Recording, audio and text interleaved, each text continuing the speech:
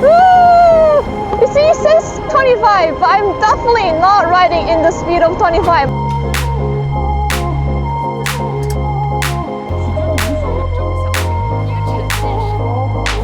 Hey guys, this is Rena, and in this episode, I am going to take you to go touring with me to Shenyang, a city in northeastern China, famous for its imperial palace and deep industrial roots.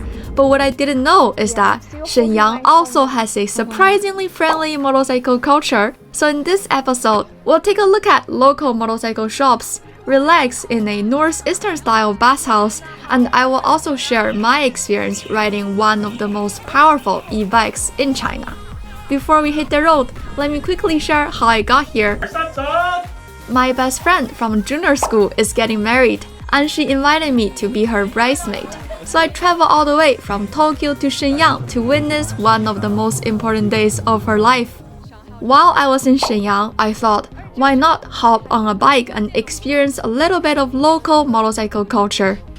Luckily, Ninebot helped me out by providing the DZ110P Mk2. Legally, it is classified as an electric bicycle, which means that it doesn't require a motorcycle license, making it the perfect solution for this ride. Oh, by the way, yesterday it was snowing in Shenyang, so the road is a little bit slippery, but not that bad. Since I wasn't familiar with the roads here, I was especially grateful for the turn-by-turn navigation on the TF2 display. It guided me through the city smoothly and safely. So with everything set, I hit the road. Like many locals here, I started the morning with a very local Chinese breakfast buffet. I parked right outside of the shop and walk in and immediately overwhelmed by the sheer number of dishes on display. It's filling, practical, and generous. The price? Only 17 RMB. That is like $2 American. And you can eat as much as you wish. After breakfast, I went straight to the main motorcycle area, a place called Fengle Motorcycle City. 小刀 Tiling, and that is a Yadia. Oh, I see a watch. I have seen it from the Chongqing motorcycle show.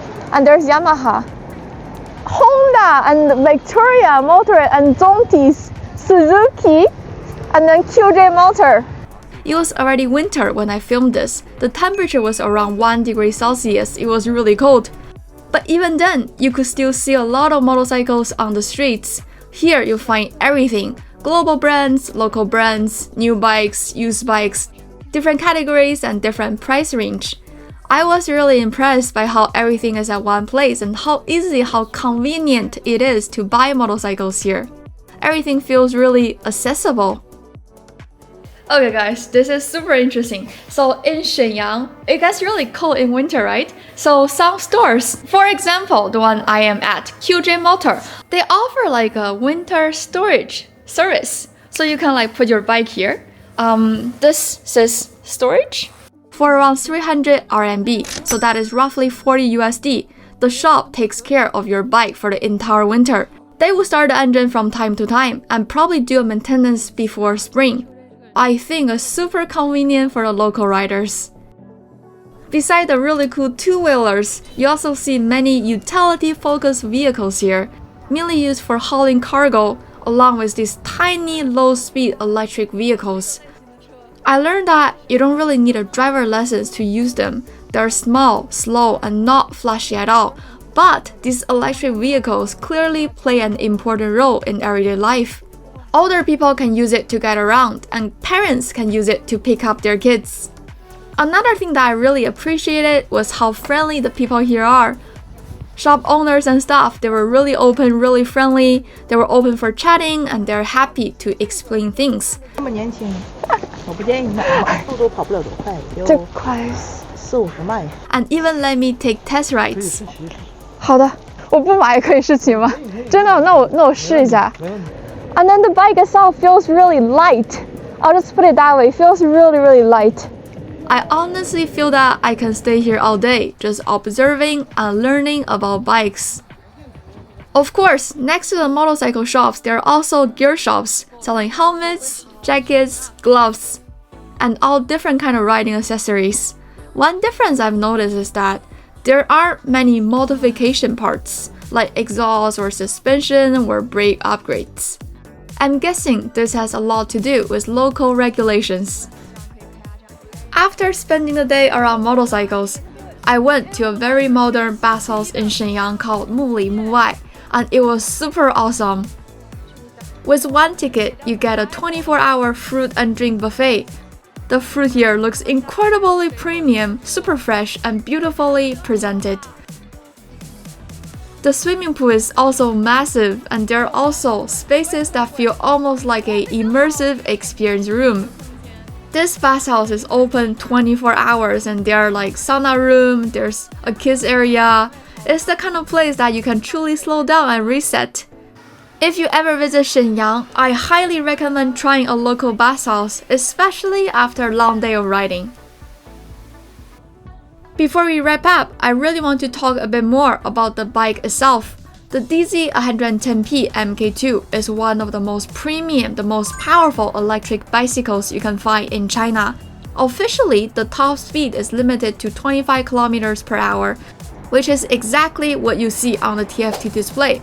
In China, for an e-bike to be classified as an electric bicycle rather than electric motorcycle, the max speed must be 25 km per hour or lower.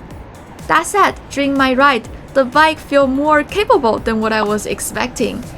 This says 25, but I'm definitely riding at much higher speed. I'm guessing like at least 40 or even 50 km per hour. I'm not too sure, but it made the whole trip incredibly fun and I honestly had an amazing time riding it. The Ninebot also comes with ABS, traction control, tire pressure monitoring, and a full mobile application with features like geofencing and remote control. There are two built-in cameras, front and back. Okay, so from the application, you can also see the live monitoring of the front and back camera. So this is the front camera right here, and this is the center camera. I can also see myself live on the application, and everything will be recorded. If someone tries to push the bike, it records a video and sends a warning to your phone. It says Sentry Mode detected that the vehicle is being pushed, and I can see the picture taken from the rear and front camera. This is only a picture, but you can download the whole footage, the whole video from the riding log. On top of that, it also has technology like hill hold control and reverse assist, and many other functions that some motorcycles don't even offer. The only downside for me is the range. The base model I was riding has a range of around 45 kilometers, and even with faster charging, it's not instant. It still takes 3.2 hours to charge it from 0 to 100%. That said, this is probably a common challenge that most electric vehicles have today. But beyond the specs and limitations, this turned out to be my first and my best ride in China. I learned so much about a motorcycle here in Shenyang, and it isn't just about expensive toys or flashy machines. It's about convenience and improving how people move and live. And this is the end of this episode. Thank you guys so much for watching, and don't forget to like, subscribe, and leave a comment if you have any question. And I'll see you in the next one.